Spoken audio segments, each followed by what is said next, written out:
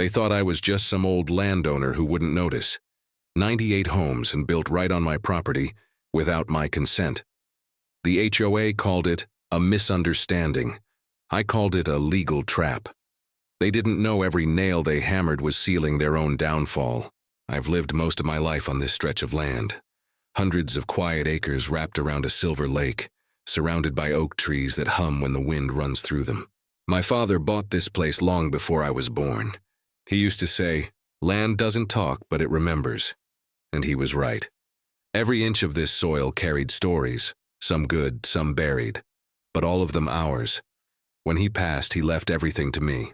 I wasn't rich, not even close, but I didn't need much. I built a small cabin by the lake, grew vegetables in the backyard, and lived quietly. It was the kind of peace most people only dream about. Waking up to birds instead of alarms, walking barefoot on grass instead of pavement. The land was more than property. It was legacy, a promise. My father worked 3 jobs to keep it from being sold when taxes were high, and I swore I'd never let a single inch go. It wasn't just mine, it was ours, generations deep. From the outside, I must have looked like one of those quiet, harmless country folks who kept to themselves. And maybe that was true. I didn't bother anyone, paid my taxes, fixed my fences, nodded to passing cars. Life was steady, predictable, safe, until one summer morning everything changed. It started with a noise, one I'd never heard before. A deep mechanical hum in the distance, like thunder that wouldn't fade. At first I ignored it. Maybe a farmer fixing his tractor, or someone cutting trees, but the noise didn't stop. It grew louder every day, until the stillness I'd lived in for years turned into a constant vibration. One afternoon I drove to the edge of my property to check it out. My land stretched far, almost 3 miles down to the main road. I hadn't been to the far corner in months, but I knew it well. The fence posts I'd put up were still there, or so I thought. When I got there, I froze. The air was thick with dust. Trucks rumbled across the ground and massive yellow machines were clawing into the earth. My earth. I saw concrete foundations, stacks of lumber, and workers shouting directions. It looked like an entire town was being built. At first, I thought maybe I'd lost my sense of direction. Maybe this wasn't my land, but when I saw the old oak tree I'd carved my initials into as a boy standing right in the middle of the chaos, my heart sank. There was no mistake. They were building on my property. I tried waving down one of the workers, but they ignored me. Too busy, too loud. Eventually, a man in a hard hat walked over. I asked what they were doing. He said, "We're building new homes for the Willow Creek HOA expansion. You might want to stay clear. It's private property. Private property. On my land." He turned away before I could say another word. I stood there, speechless, watching bulldozers chew through soil that held my family's history. I didn't shout. I didn't argue. I just stared. That evening I sat on my porch staring at the lake, trying to make sense of it. Maybe it was a mistake, a survey mix-up. Surely no one would start building without checking records. But deep down, something told me this wasn't an accident. It was the first crack in the calm life I'd built. I didn't know it then, but this noise, those engines, those careless builders had just started a war.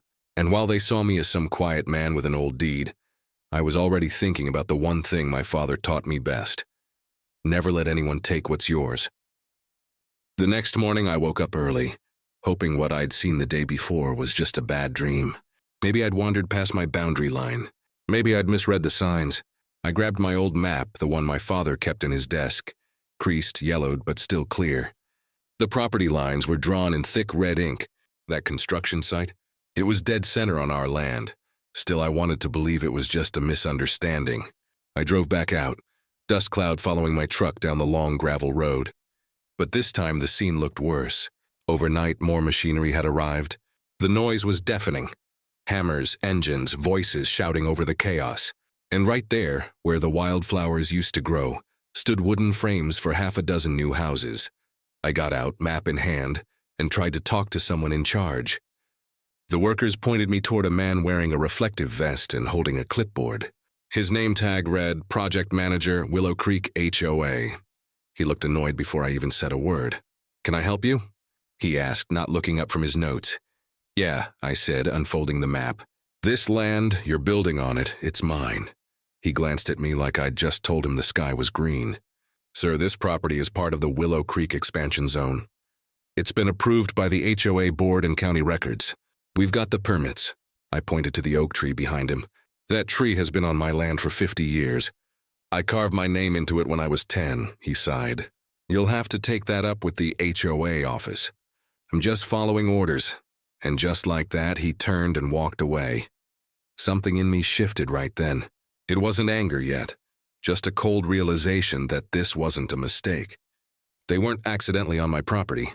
They thought they could push me aside and I'd disappear quietly. When I got back home, I started getting mail. Flyers, glossy brochures from the Willow Creek HOA. Luxury lakeside homes starting at $350,000. A community built for comfort. They were advertising my land. Every time I saw one, my chest tightened. I wasn't just watching them take what was mine, I was watching them sell it. A week later, I decided to visit the HOA office. It was a fancy glass building near town. I walked in and told the receptionist I needed to speak with whoever was responsible for the Willow Creek expansion. She smiled the kind of smile that says, "You don't belong here," and asked if I had an appointment. I didn't. But a few minutes later, a tall man in a tailored suit came out. Gray hair, sharp eyes, fake grin. "I'm Richard Lane," he said, "president of the Willow Creek Homeowners Association." "What seems to be the issue?" I told him plainly. "You're building 98 homes on my land." He chuckled like it was a joke. "Sir, I assure you that's impossible. Our surveyors confirmed everything. The land belongs to the HOA. You might want to check your records." "I did," I said, sliding my deed across his desk. "This is the boundary line, and you're deep inside it." He looked it over briefly, then leaned back in his chair. "Well, paperwork can be outdated, but we'll look into it." His tone said he wouldn't. "Until then, please avoid disturbing our construction crew. They're on a tight schedule." And that was that. No apology. No concern. Just arrogance. When I got home, the noise from the construction echoed across the water. The sound of saws and drills carried all the way to my porch. It was constant, like a reminder that they were winning. Every day, more walls went up. Every night, more lights glowed on the horizon where my stars used to be. But I didn't shout. I didn't call the police. I didn't even warn them. Instead, I started documenting everything. Photos, dates, sound recordings. My father's words kept replaying in my head. Never fight loud when you can fight smart. They thought I was ignoring them, that I was just an old fool clinging to a few acres of dirt. But what they didn't realize was that I'd already started planning something they'd never see coming. This wasn't just about land anymore. It was about respect, and I was going to take back both, legally, silently, and completely. The next week, I drove back to the construction site with one goal in mind, to confront them directly. The noise was louder than ever. Where there had once been grass and wildflowers, there were now skeletons of houses, wooden frames, concrete slabs, piles of gravel, 98 homes, each one rising like a monument to arrogance. I parked my truck at the edge of the site, right beside a large, private property, HOA members-only sign that made my blood boil. I stepped out holding my deed folder like it was a weapon. Before I could take 10 steps, a man in an orange vest came running toward me, waving his arms. "Sir, you can't be here. This is an active construction zone." I didn't stop walking. "Yeah," I said. "And it's my construction zone." He hesitated, confused, then called for his supervisor. Within minutes, 2 security guards appeared, followed by the same man I'd met days ago, the project manager. He didn't look surprised to see me. "Sir, we talked about this," he said, folding his arms. "You were told to speak with the HOA office." "I did," I replied. "And they brushed me off. So I'm here to make sure you understand that this land, every inch you're building on, belongs to me." He rolled his eyes. "Look, this has all been approved. We have permits, legal clearances." "Show me," I interrupted. He blinked. "What? Show me your permits." Right now, he hesitated. "That's not my job, sir." "Then whose job is it to explain why you're building homes on private property without the owner's consent?" The silence that followed said everything. One of the guards stepped closer, hand near his radio. "Sir, you need to leave." I looked around at the foundations, the machines, the noise. They really thought they could erase me with cement. "You'll regret this," I said quietly, tucking the deed folder under my arm. "Every nail you drive, every brick you lay, it's going to cost you more than you can imagine." And I walked away. But that moment lit a fire inside me. They weren't just trespassing. They were stealing and daring me to stop them. That night, I couldn't sleep. The sound of hammers and engines echoed in my mind. Around 2 a.m., I went out to the porch, the lake reflecting the moon like silver glass. I stared at the water and thought about my father. He'd faced men like this before, developers who thought their money could buy anything. And he'd always said the same thing: "Paper beats power, son." Always has. The next morning, I called my friend Daniel, a retired surveyor who owed me a favor. He came out that same day, tape measure in hand, official documents ready. We spent hours walking the boundary lines. When he finished, he looked at me with wide eyes. "They built half a neighborhood on your land," he said. "This isn't a mistake. It's deliberate." I felt my stomach tighten. "How sure are you?" He handed me the finalized survey. 100%. "You own all of it. Legally, this is your property." I thanked him, paid him for his time, and locked the paperwork in my safe. Then I drove back to the HOA office. This time, I didn't ask for an appointment. I walked straight into Richard Lane's office, uninvited. He was mid-meeting with 2 other board members. When he saw me, his fake smile returned, but his eyes flashed annoyance. "Sir," he said, "we've already discussed this." I tossed the new survey papers on his desk. "We're not discussing. We're confirming. That's a certified boundary report. Every home you're building sits on my land." He flipped through the pages quickly, then laughed, a short, dismissive sound. "Do you really think this will hold up in court? We've already spent millions on this project. You can't just show up with a piece of paper and claim an entire subdivision."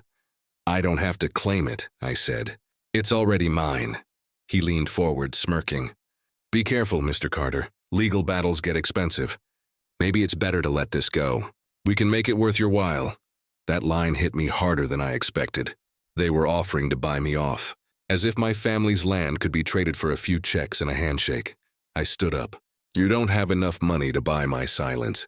And before leaving, I added, "Enjoy the houses while you can, Mr. Lane, because soon every single one of them will be mine." He laughed again, but I saw the flicker of doubt in his eyes. When I walked out of that office, I wasn't angry anymore. I was focused. They thought they'd scared me off, but what they didn't realize was that I'd just started building something stronger than any of their houses. A legal trap, and every word, every document, every arrogant smirk of theirs would become the evidence that would destroy them. I went home that evening and locked the door behind me like a man sealing himself for war. The house felt smaller somehow. Walls that used to shelter now felt like witnesses. I spread every paper I owned across the kitchen table. The deed my father signed, old tax receipts, a yellowed letter from the county clerk, even a photograph of Mom and Dad standing by that old oak when they were young. Each item was a thread in a tapestry that proved ownership. I wasn't about to let anyone pull it apart. The next morning, I started where my father always had, at the county records office. The building smelled like dust and ink, the kind of place where history goes to wait. I told the clerk I needed every document associated with parcel 47B, going back as far as they had records. She handed me a stack of scanned plats and handwritten notes that made my heart race. Some of the notations were nearly a century old. My family name was on every page. No ambiguity, no gaps. Back home, I compared the HOA's glossy brochure with the historical plats. The lines didn't match up. The Willow Creek plans had shifted boundaries, added easements, and claimed common areas where my vegetable garden used to be. Whoever drew those plans had done it deliberately, slid lines, relabeled corners, and inserted a dozen tiny notations that looked official only to the careless eye. I felt the familiar tug of something my father used to say: "People who want your land will try to hide it in plain sight." I called Daniel the surveyor again and asked him to dig deeper. He came with a GPS unit and a quiet determination I respected. We walked the land like detectives, marking every corner, Every iron pin, every surveyor's mark. We took photographs of boundary markers, the oak tree with my initials, and the broken fence post my grandfather hammered in. Daniel compared our coordinates to county maps and the HOA's plans. The disparity was ugly and obvious. 98 homes sat squarely inside my legal lot. No overlap, no confusion. The more I dug, the more something else surfaced. Paperwork that looked suspiciously amended.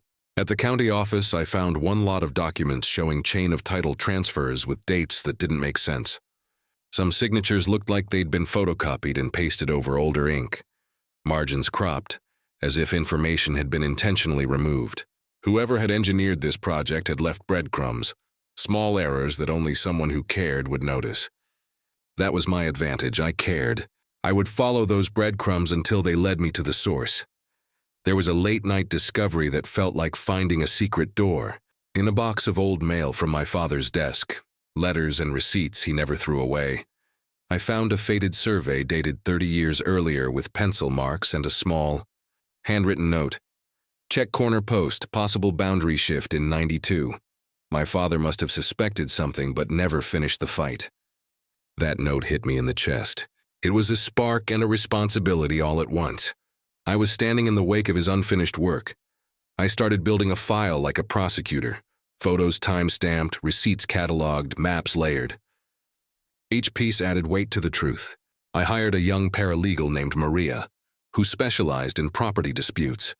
Her eyes scanned documents like a hawk. She found a pattern of recorded easements that conveniently matched the HOA's expansion, but had never been properly noticed by previous owners. There were signatures from intermediaries, shell companies, that had no business owning anything but appeared in the chain of title as if to make dirt itself complicit. As evidence mounted, my anger calmed into cold precision. This wasn't a shouting match. It was a chess game. I started listing potential legal claims: trespass, quiet title action, fraudulent conveyance, and possibly punitive damages for willful misconduct. Each legal term was a tool.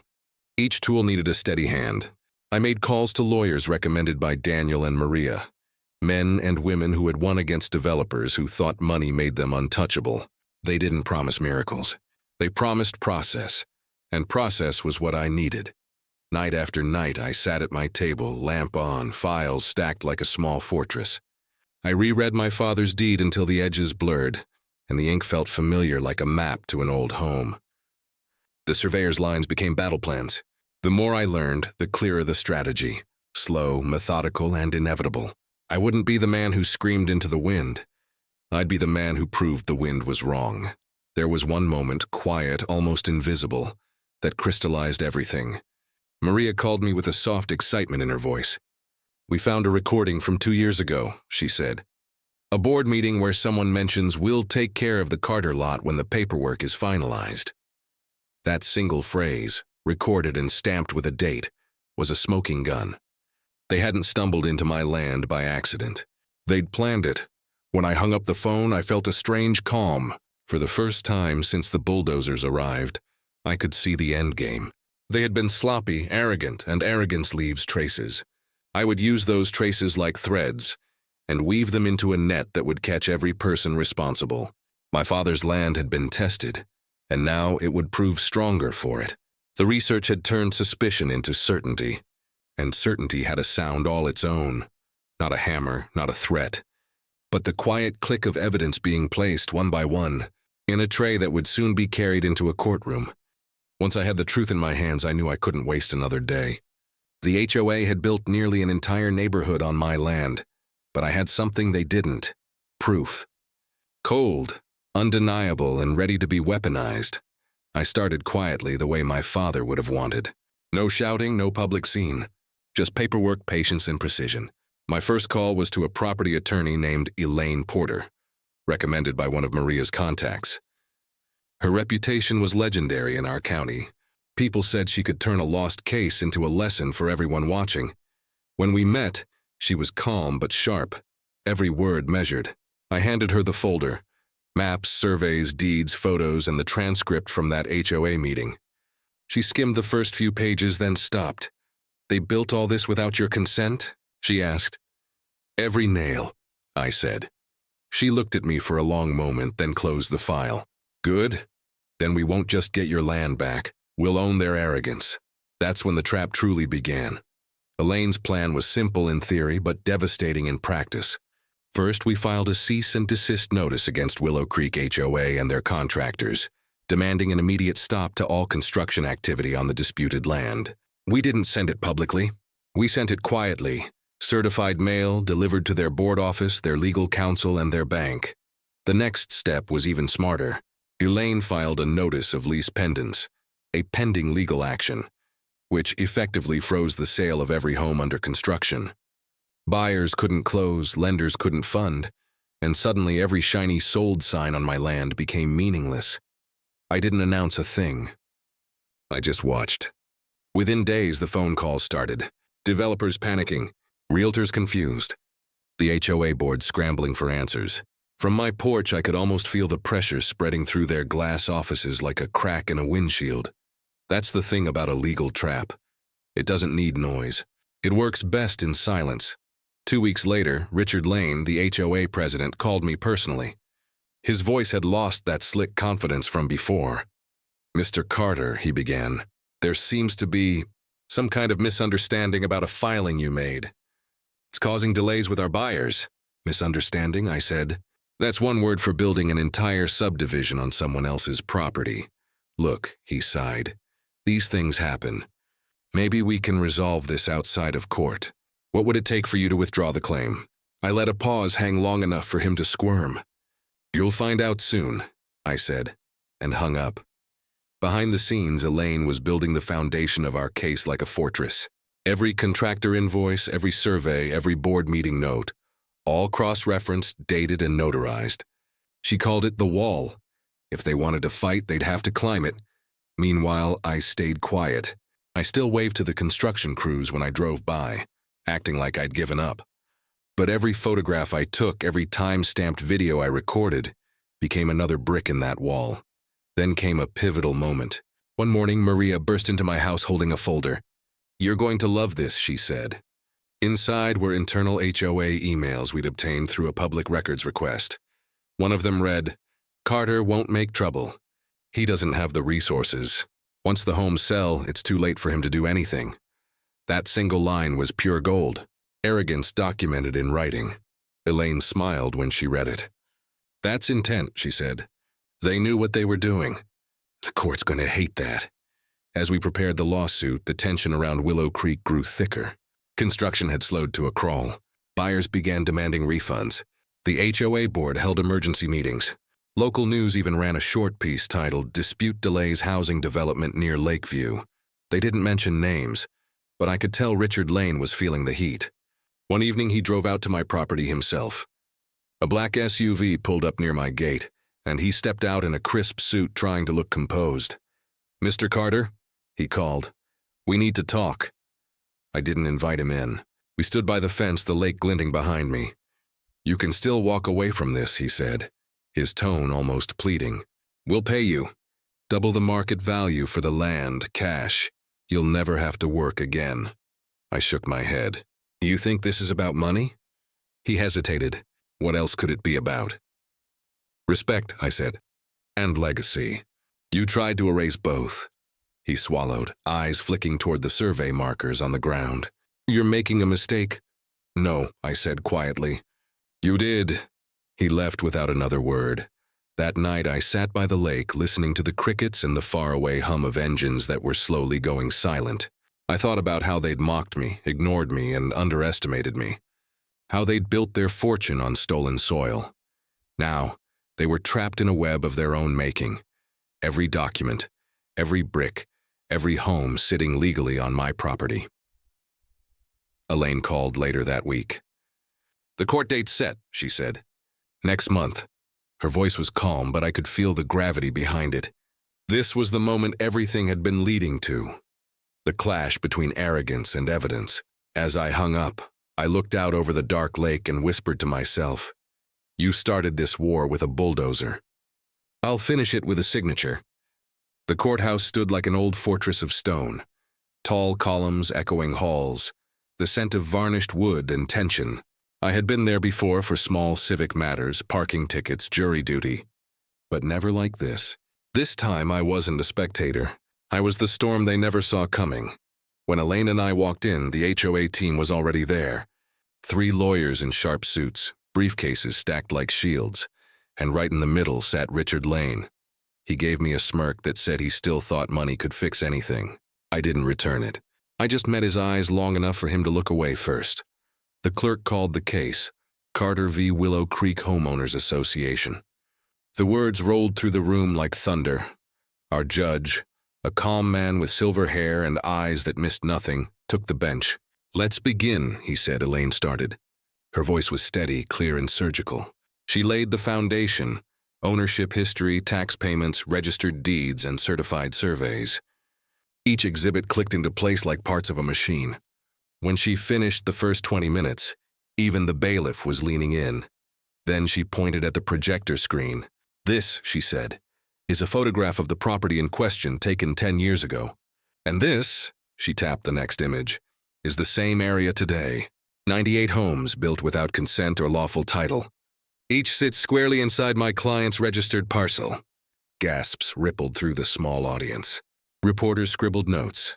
The HOA's lead attorney rose, calm and smiling. "Your Honor," he said, "this is a classic case of survey confusion. Boundary errors happen. My clients acted in good faith based on professional assessments." Elaine let him finish, then stepped closer to the bench. "Good faith," she repeated softly, "wouldn't include falsified permits." She slid a folder forward.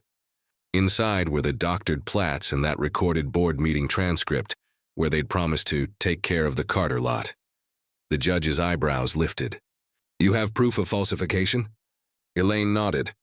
"Multiple instances, Your Honor. Dates altered. Signatures copied, and this audio recording." She pressed play. The room filled with the unmistakable voice of Richard Lane saying, "Carter won't make trouble. Once the homes sell, it's too late for him to do anything." Silence. Then murmurs. The judge leaned back, expression unreadable. Richard's lawyer stammered something about context, but the damage was done. Every person in that room knew what they had just heard. Intent. Elaine turned slightly toward me.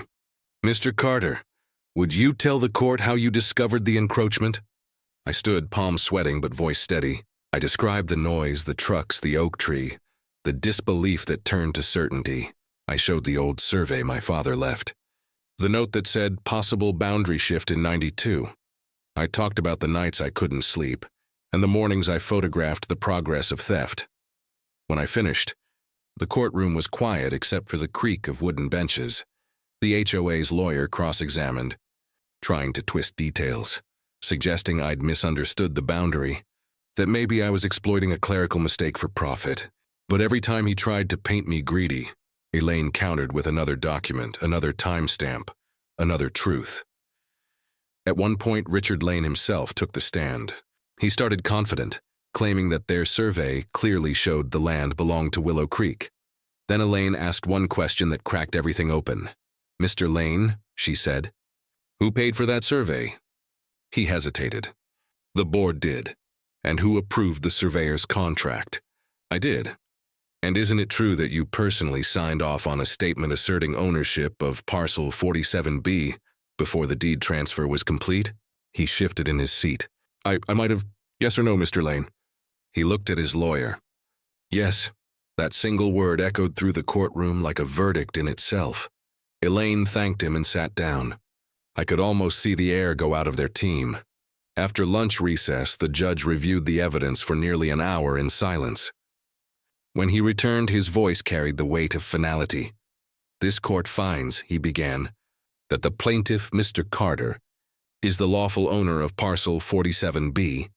The defendants, the Willow Creek Homeowners Association and its subsidiaries, constructed residential properties on land they did not own.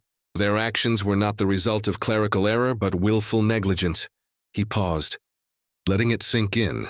"Therefore," he continued, "all structures built upon said property are deemed to be under the ownership of Mr. Carter. Furthermore, the defendants are ordered to compensate the plaintiff for damages, legal fees, and trespass penalties." The gavel struck once. Bang, it was over. For a second, I didn't move. My brain needed to catch up with the sound of victory. Elaine smiled, a small, satisfied curve that said, "Told you so." Reporters rushed out to call their editors. The HOA's attorneys looked like ghosts, and Richard Lane, he just sat there staring at the table, the smirk gone forever. As we stepped outside, sunlight hit the courthouse steps, bright and almost unreal. Elaine turned to me. "Congratulations," she said. "You just became the legal owner of 98 homes."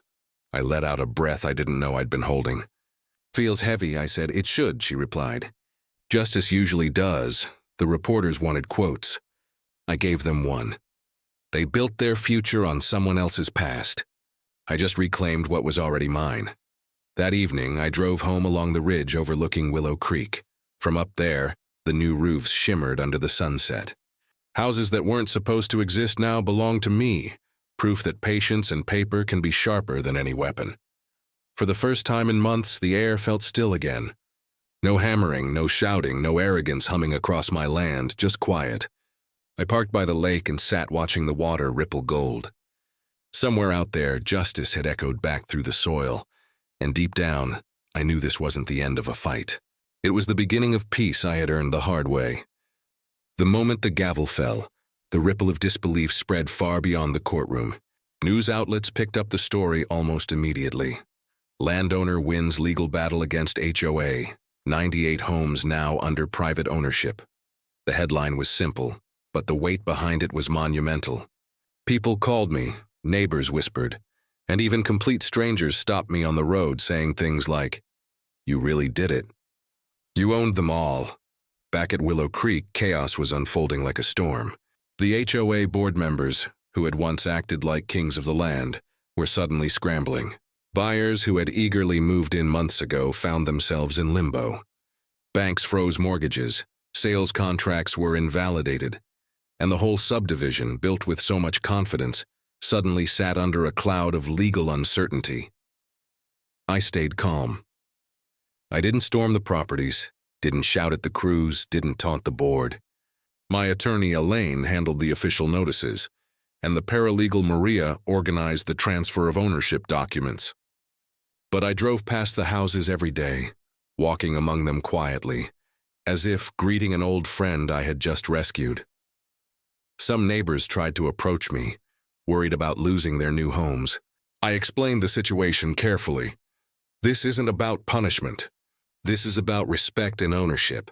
The land was never theirs. My family's property cannot be taken, even for a community project.